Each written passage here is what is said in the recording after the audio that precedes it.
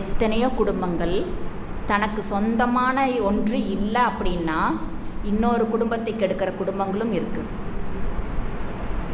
தனக்கே கஞ்சி இல்லைனாலும் இன்னொருத்தருக்கு கஞ்சி ஊற்றுற குடும்பமும் இருக்குது இல்லைங்களா?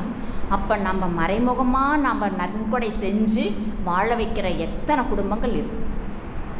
நம்ம ஒரு 100 ரூபா கொடுத்தோம் அப்படின்னா என் பேர் எழுதிட்டியா, என் பேர் எழுதிட்டியா பார்க்குறோம் இல்லைங்களா? ஒரு 100 ரூபாய் கொடுத்துட்டு என் பேர் எழுதிட்டியா, என் பேர் எழுதிட்டியா அப்படின்னு 10 தடவை கேட்பாங்க.